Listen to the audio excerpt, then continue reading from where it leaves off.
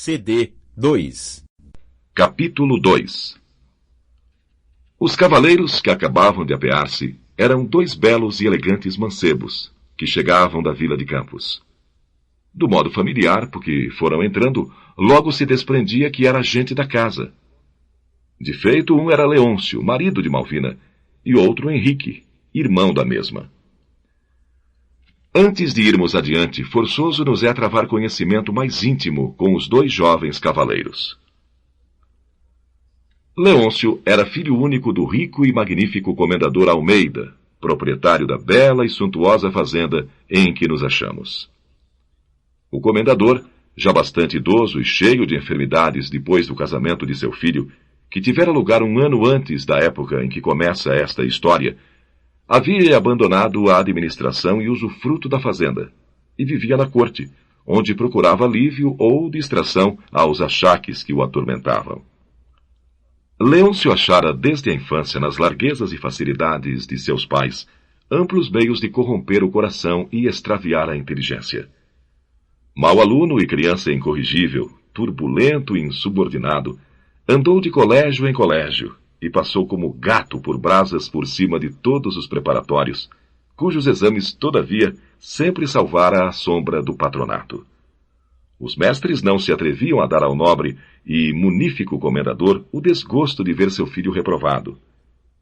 Matriculado na escola de medicina logo no primeiro ano, enjoou-se daquela disciplina, e como seus pais não sabiam contrariá-lo, foi-se para Olinda, a fim de frequentar o curso jurídico. Ali, depois de ter dissipado não pequena porção da fortuna paterna na satisfação de todos os seus vícios e loucas fantasias, tomou tédio também aos estudos jurídicos. E ficou entendendo que só na Europa poderia desenvolver dignamente a sua inteligência e saciar a sua sede de saber em puros e abundantes mananciais. Assim escreveu ao pai, que deu-lhe crédito e o enviou a Paris, donde esperava vê-lo voltar feito um novo Humboldt. Instalado naquele vasto pandemônio do luxo e dos prazeres, Leôncio raras vezes, e só por desfastio, ia ouvir as eloquentes preleções dos exímios professores da época, e nem tampouco era visto nos museus, institutos e bibliotecas. Em compensação, era assíduo frequentador do Jardim Mabile, assim como de todos os cafés e teatros mais em voga, e tornara-se um dos mais afamados e elegantes leões dos boulevares. No fim de alguns anos, hora de residência em Paris, hora de giros recreativos pelas águas e pelas principais capitais da Europa, tinha ele então tão copiosa e desapiedadamente sangrado a bolsa paterna, que o comendador, a despeito de toda a sua condescendência e ternura para com o único e querido filho, viu-se na necessidade de revocá-lo à sombra dos pátrios lares, a fim de evitar uma completa ruína. Mas, mesmo assim, para não magoá-lo colhendo-lhe súbita e rudemente as rédeas na carreira dos desvarios e dissipações, assentou de atraí-lo suavemente, acenando-lhe com a perspectiva de um rico e vantajosíssimo casamento. Leôncio pegou na isca e voltou à pátria um perfeito dandy, gentil e elegante como ninguém, trazendo de suas viagens, em vez de conhecimentos e experiência, enorme dose de fatuidade e petulância, e um tão perfeito traquejo da alta sociedade, que o tomaríeis por um príncipe. Mas o pior era que, se trazia o cérebro vazio, voltava com a alma corrompida e o coração estragado por hábitos de devassidão e libertinagem.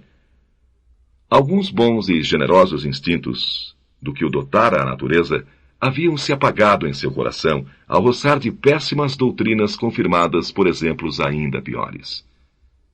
De volta da Europa, Leôncio contava 25 anos. O pai advertiu-lhe com palavras insinuantes e jeitosas que já era tempo de empregar-se em alguma coisa, de abraçar alguma carreira, que já se tinha aproveitado da bolsa paterna mais do que era preciso para sua educação, e que era mister ir aprendendo, se não a aumentar, ao menos a conservar uma fortuna, à testa da qual teria de achar-se mais tarde ou mais cedo. Depois de muita hesitação, Leôncio optou enfim pela carreira do comércio, que lhe pareceu ser a mais independente e segura de todas. Mas as suas ideias largas e audaciosas a este respeito aterraram o bom do comendador.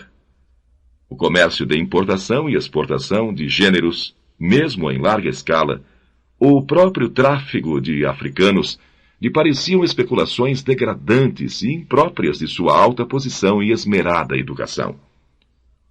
O negócio de balcão e arretalho, esse inspirava-lhe asco e compaixão. Só lhe conviam as altas especulações cambiais, as operações bancárias e transações em que jogasse com avultados capitais. Só assim poderia duplicar, triplicar em pouco tempo a fortuna paterna. Com o que tinha observado na Bolsa de Paris e em outras praças europeias, presumia-se com habilitação bastante para dirigir as operações do mais importante estabelecimento bancário ou as mais grandiosas empresas industriais.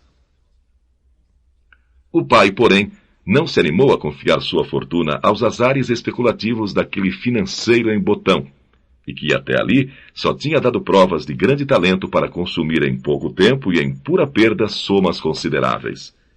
Resolveu, portanto, a não tocar-lhe mais naquele assunto, esperando que o mancebo criasse mais algum juízo.